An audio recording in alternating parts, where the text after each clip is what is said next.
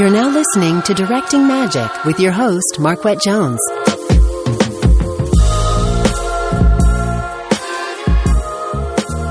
Hello, and welcome back to the Directing Magic podcast. This is your host, Marquette Jones, and I have another surprise for you. I have a fellow podcaster this time, coming live and direct from Cinema Bun podcast. Yes. Tonja, how are you? I'm doing great, Marquette. How you doing? I'm doing cool. Just trying to stay cool, actually. I'm in Alabama right now, so it is 90 degrees all the time. Oh my goodness. Yeah. I think LA, it's a nice mild 70 degrees right now. That's the high today. Yeah. So I'm not dying. You're making me miss LA so much right now. Yes. You are making me miss Los Angeles. But, and even like I have a girlfriend who is there right now from New York. And she's like, why is it hotter in New York than LA? I'm like, because LA doesn't do that. Like, unless you go to the valley, it's even, which is exactly. Nice. And because I'm from Chicago and back home right now, my mom, she's like, yo, I'm dying out here because it's like 95, 96. And then they also have humidity. So that sucks. How long have you lived in Los Angeles?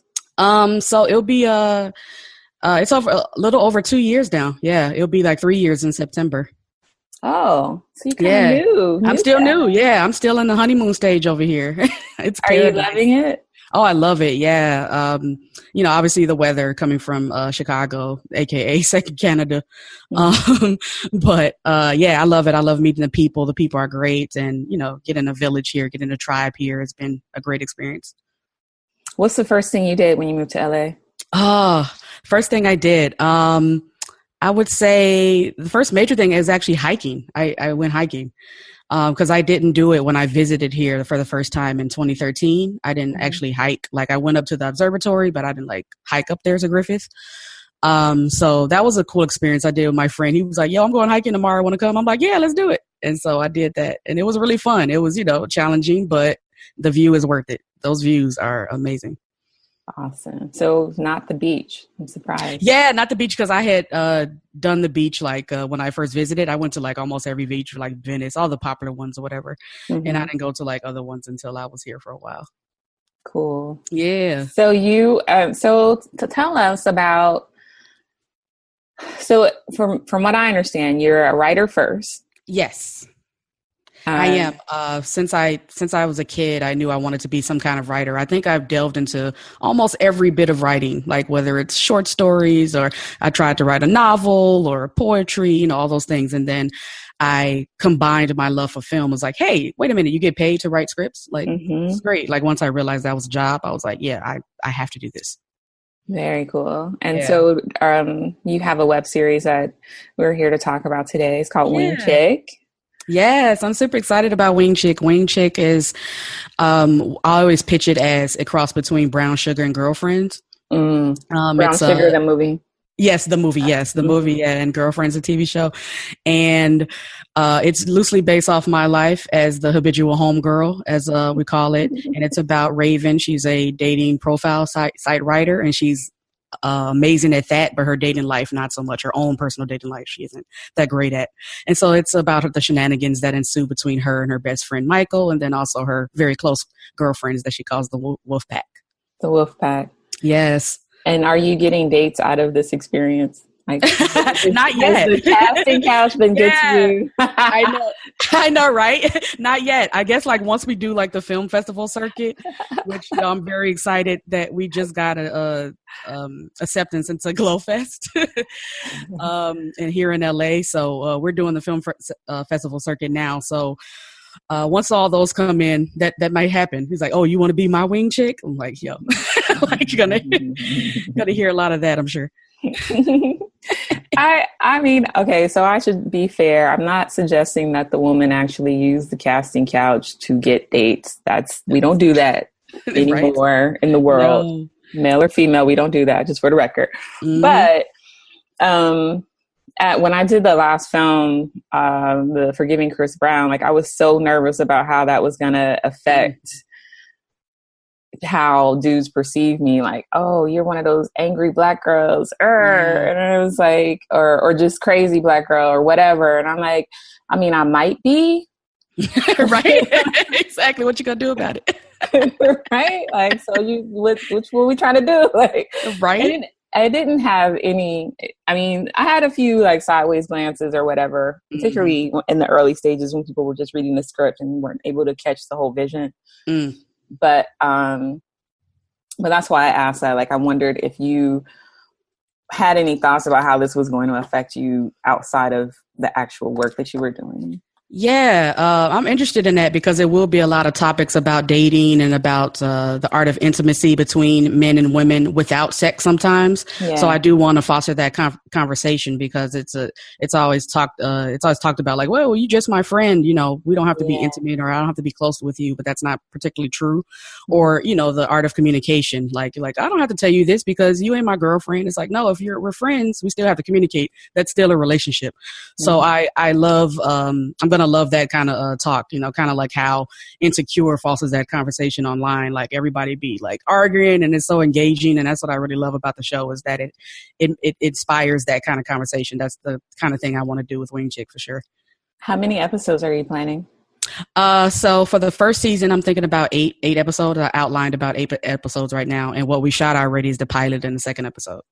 Awesome. So what made you decide to take the leap into doing a web series? Wow. Yeah. I would say my biggest inspiration was Awkward Black Girl. I used to sneak and watch that during work because I had a 9-to-5 before, and I used to watch it during, you know, when we had a little downtime. I used to watch it during work hours, and it was so dope, like how it was very raw and very guerrilla style, and just she just brought in her friends. It was like, yo, let's shoot this thing, and obviously she started a movement for web series evolving into what they are now. You know, things like acquiring these rights to networks, acquiring these web series that's already been made. It's a great movement for content creators. So I had this idea about Wing Chick about like 2014, and as far as Raven and Michael is concerned, that's like an amalgamation of all my relationships with guys. That's either is like, oh, it's platonic and I like them, or it crossed the line at one point where it's like, oh, we're just friends, but then it, you know, crossed that line into other territory, to sexual territory, and so I decided to write that, and my group of friends too, I also call the Wolf Pack. I used to write little things that we would say down. They would say things that were funny. I write it down. I was like, hey, I should make this a web series. I want to see this. I want other people to see it, but I want to see it myself. So I decided to go ahead and take the leap and do it. And the crowdfunding is what I decided to do to invest in it. So how was the crowdfunding experience for you? What was the biggest surprise you had? Wow. Yeah. That was quite a challenge because I had never crowdfunded before. So the first time that I crowdfunded, I did through Seed and Spark. They were doing an initiative where I think you had to raise a certain amount of money at a time at one point, and then you go to the next round and so forth. So I did that, and I didn't raise the required amount of money, so I didn't get anything. But I learned so much from that experience to incorporate in what I did with Indiegogo. And I learned that what really surprised me is that pre-gaming. The pre-gaming is so important. What is pre-gaming? So to get everybody excited before you launch, basically. So I call it pre-gaming. But yeah, that's what I did. I tried to get everybody like, okay, I sent out the mass email to all my contacts that I have. And I'm like, hey, I'm launching this campaign and these are the incentives and this is what it's going to be. This is what Wing Chick is about. So get ready for it. You know, I'm going to let you guys know when it launches, but I just wanted to let you guys know right now, because especially that first week of crowdfunding to get that momentum up. Once you get that momentum up, it really inspires other people to donate, because what I notice about crowdfunding is that though, you know, it may not make sense to people. It's like, hey, why are people donating to campaigns that already have a lot of money? Shouldn't you donate to ones that don't have a lot of money? But I think a lot of people want to get on board to something that's successful or deemed successful. Lots of people want to be a part of that movement. So that's what happened with my campaign. Is like, once they start seeing, they're like, oh man, she's getting like a lot of stuff, or like a lot of donations. And I started getting more and more donations, more and more start coming in. Kind of a snowball. It was a snowball effect. And Awesome. I really loved it. It was cool. It was fun. It was really fun. Really? Yeah, it was like, Fun? it was fun to because I was so surprised at how many people donated, especially strangers. Like, I was so grateful at that. I mean, I won't say it wasn't stressful. It was stressful because I was also like the only one really manning it at the time. Whereas this post-production campaign, I have people on board now, like my producer's on board, Alicia Allen is helping me with it. And she actually, gave me a chart of my budget or whatever. So it's been way less stressful than that first time. That first time was super stressful, but just learning like how, I guess the challenges that, to get people to donate and who will donate was a fun experience for me because I'm like, I wasn't expecting anybody outside my friends or maybe like the 1 degree of separation of people from them, to do it. But like complete strangers were actually, I got a lot of anonymous donations, which was really Really? cool. Yeah. I was very surprised at that. And it was just, I don't know how they were tangentially like connected to me, in any way. But and probably the best experience was my production campaign where, so I went to Sundance in 2017. I covered it for Cinema Bun. And there was a panel for SAG, Actors Guild, the Screen Actors Guild panel, and they were talking about, I guess, like financing and things like that, right? So the producer, Kimberly Stewart, she was Academy Award nominee for Manchester by the Sea. She was there, and she's like, I'm the finance girl, and I'm like, I got to talk to her. So after the panel, I went to, introduce myself. I pitched WINGCHICK right quick. I gave her my card, but then she ended up giving me her assistant's card. So I followed up with her and the assistant, and then I was at work one day, and next thing I know, I get $1,000 contribution, and it's from Kimberly. And I'm like, the hell? Like, it was like, I almost screamed in my office because I had to walk away from that joint because I'm like, what? So the fact that she believed in the project enough, just from that little conversation that we had, it was probably like 5 to 10 minutes. Nice. She believed in it to give me that much money. I'm like forever grateful for that. So those like highs and lows were like that because like at some point in the crowdfunding, I'm like, oh, no one's going to donate. And I was getting like really insecure about it. But then when that happened and then it was like, it blew up. So. And now that you're finishing up the crowdfunding stuff, what's the next phase for you guys? So the next phase will be the film festival circuit. We got our first set of laurels, which is always exciting. And we entered a few more, maybe 5 or 6 more already that we're still waiting on to hear back from. So really excited. So you submitted your rough cut? Yes, I did. So I submitted the rough cut. We need some final sound mixing and color correction. But we did about half of it. So it's like, it's hearable, but it's not perfect. Yeah. And are you planning? So I guess one of the questions that I had is why a web series and not a short film? So I do have experience doing short films. I did 2 short films. Like I did one short film back in Chicago, and then I did a very short film when Instagram and TIFF, Toronto International Film Festival, were doing a contest. They wanted like the 1 minute shorts. That's when there was a 1 minute maximum time for Instagram. So they were doing like their short film contest. So I did something for that. So this web series really is my first time. I wanted to do web series because I'm very interested in TV writing. Okay. I've gotten very interested in that because my background is film. Like I used to write features first, and then I did shorts once I realized how much money it takes to and so I did shorts and stuff, and I was thinking about doing proof of concepts for my features, but then I got into TV writing once I started watching more TV, especially like recently, where I found that TV was far superior to a lot of films that I was watching lately. Yeah. The content, the writing was better for me. And I was like, well, there's more money in TV right now. It is. Yeah, exactly. And then the money, obviously, the steady money, at least. It's like, you may get this big chunk if you work on a nice big film, feature film, but then you might be out of work for months and months. So I wanted to do that. And then again, once I saw Awkward Black Girl, I was like, well, I could put the content out myself instead of, oh, man, I got to pitch this thing to this network or, I have to get these contents. It's a little easier for both of us, for both the content creators and the networks, because it's like, oh, we already have this established product that people are a fan of. And for me, it's like, well, I could get people to see it just from me to them. It's a direct conversation. So it's, yeah. And how are you planning on doing the distribution, like getting it to the people that you want to see it? Oh, yeah. I'm thinking maybe YouTube. As far as a general platform, I uploaded it already on Vimeo for the film festival submissions. It's private right now, obviously.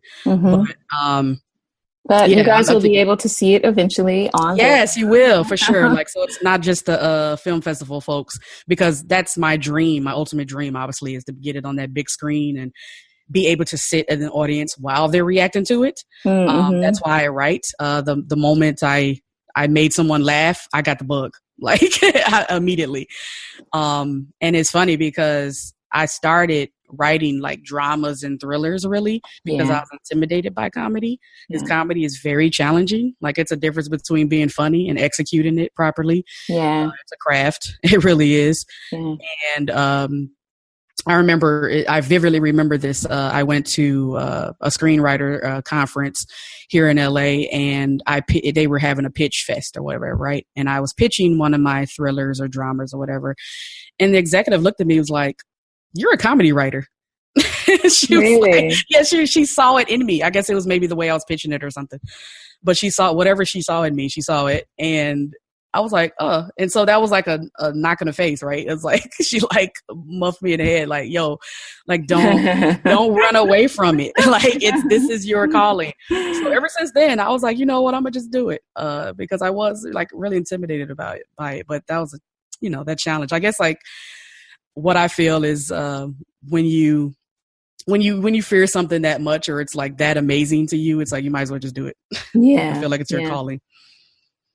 I thought you were gonna say something like, she was like, "This is boring" or something for the right, exactly. It's like she was looking at me like, yo, I mean, she didn't even give me feedback on the actual, on the story that she was writing. She was like, "No, I see you writing comedy. I know you write comedy." She's like, "Tell the truth." Like, I was like, yo, she read me. I was like, okay.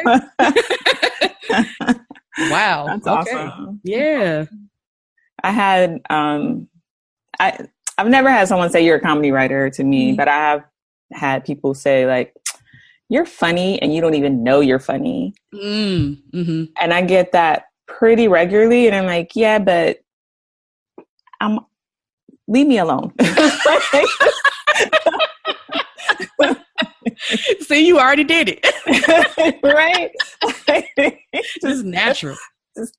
But it is. I find that the more I study comedy and stuff like that, it's so wonderful. I'm like, I'd rather I don't mind making people cry, but I'd rather follow that up with some laughter. I think that is, for me, a better way to go. So I feel you on the like, yeah, I could do this thriller drama, but they laugh.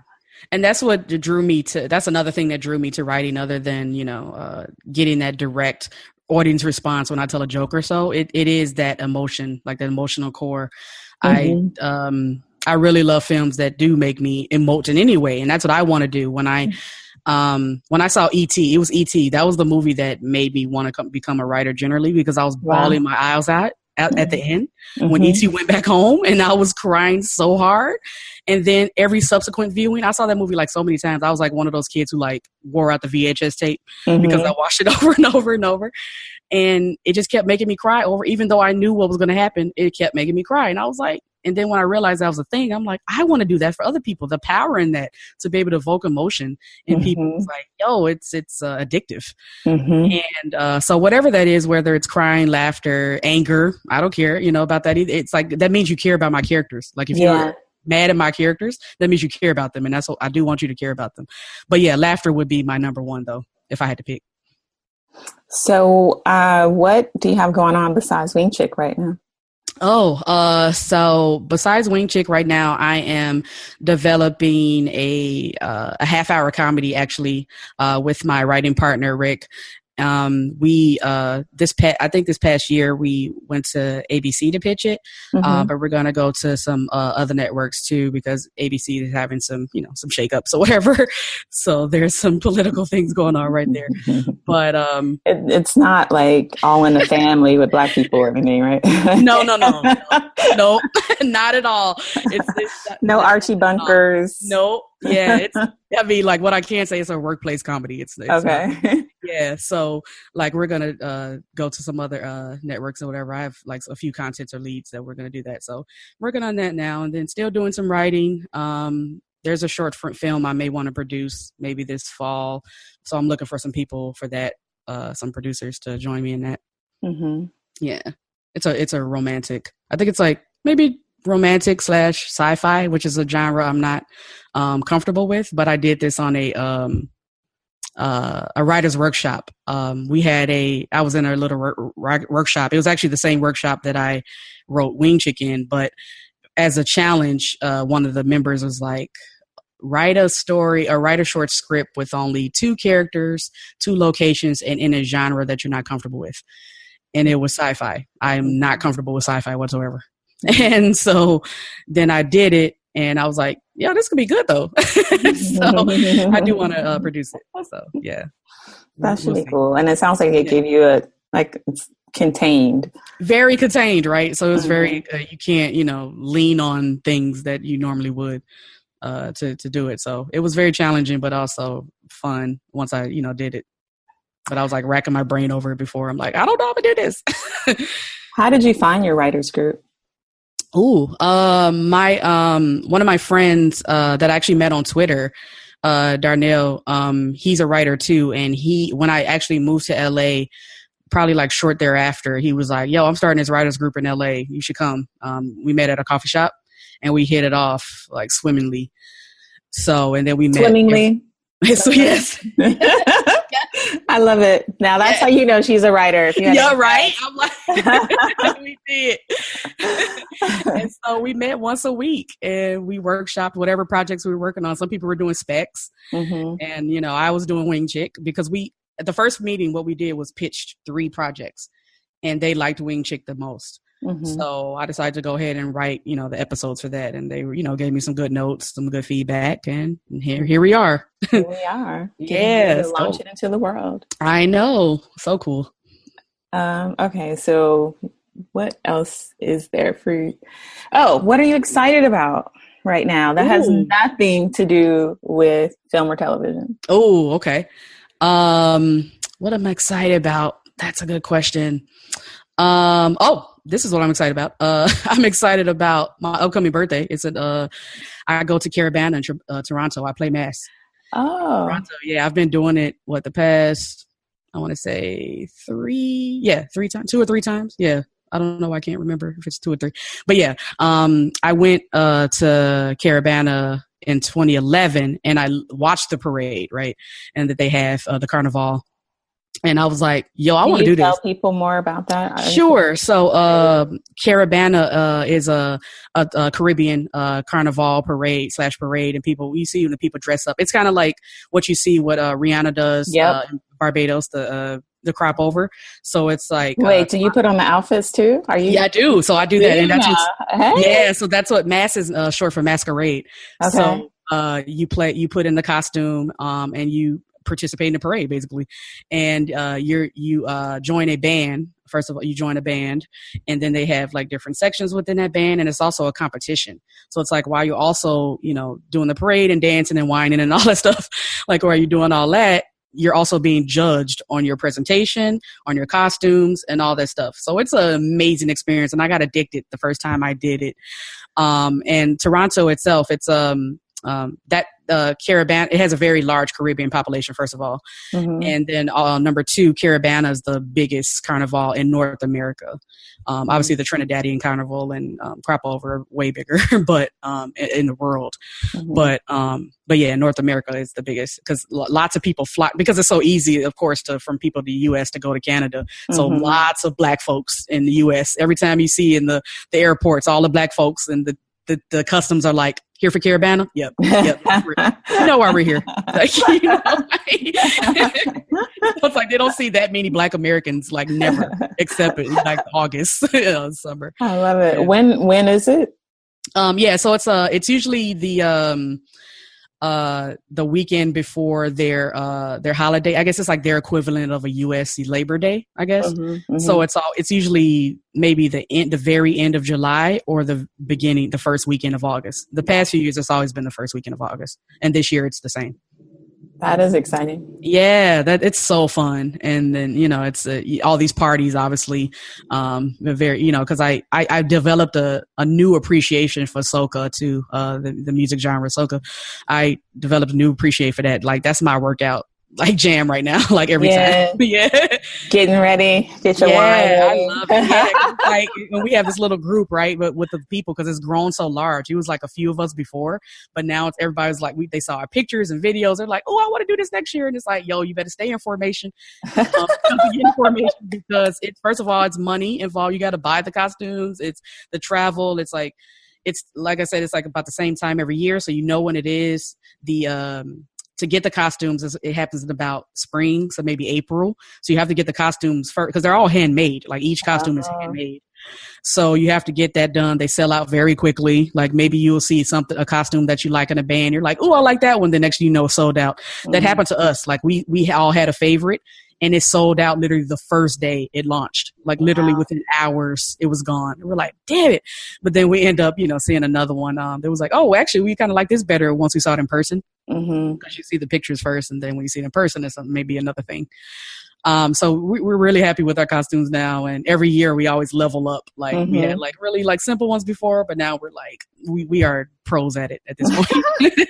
It's really fun. I highly recommend it if anybody wants to do that. It's so cool. It's very body positive, age positive. Like, you see the aunties and the grandmas out there, like, in the costumes, full fledged. It's like so cool. It's like Black joy, and yeah, it's so dope. Well, that sounds fantastic. So how do people? So where are you going to post those videos and photos so I can personally go look? Yes, for sure, on my social media. So I'm Embrace the J on Twitter. That's Embrace, like hug, and the J. And that name, as a fun fact, is because of my name, Tonja.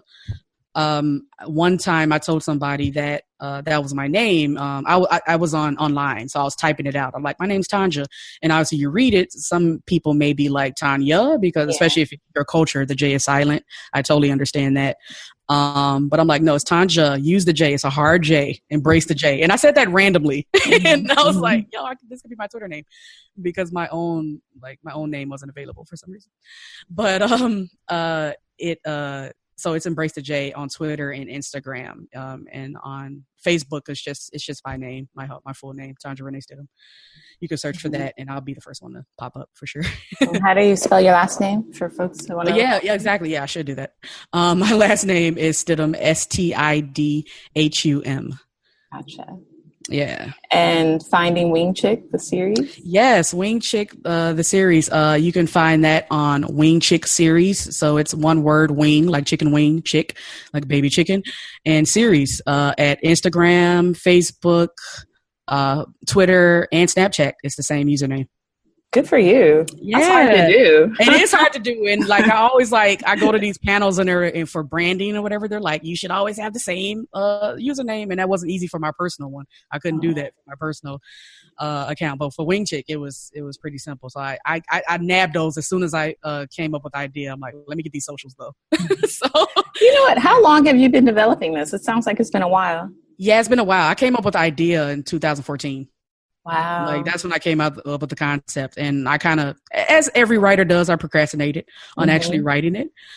So when I moved here in 2015 and did that writers group, that gave me the incentive to actually write it, because you have that accountability and other writers to be like, yo, where them pages at? And they were on me. So I'm grateful to them. I got it finished. That's excellent. Well, congratulations on getting it done, and we get to see it sometime really soon. Yes, ma'am. That's really dope. Okay, so we've got all your handles. Yes. If people want to contact you, Twitter or something like that is the best way. Yeah. Follow me on all those. I'm very, very available and accessible. Excellent. Sure. Well, thank you so much for coming on the show. Thank you, Margaret. I was like, you know what? Yes. Yeah, I love it. And I love your podcast. I just listened to like a recent one, and I'm like, these gems that be dropping. So I'm very, very much a fan. And we all have them, you know what I mean? And I think that's the thing that people are responding to, which I appreciate. And I just want to keep sharing. And I'm really excited about WINGCHICK personally, because I'm going on a tangent, but this whole idea about being the WINGCHICK, I have been that so many times. Oh, yes. And I have been the friend of the guy so many times. Like, oh, you really almost want me to be your best man at your wedding. Like, that's it, right? That's exactly it. Well, I'm so glad that you can relate, because that's why I wrote it.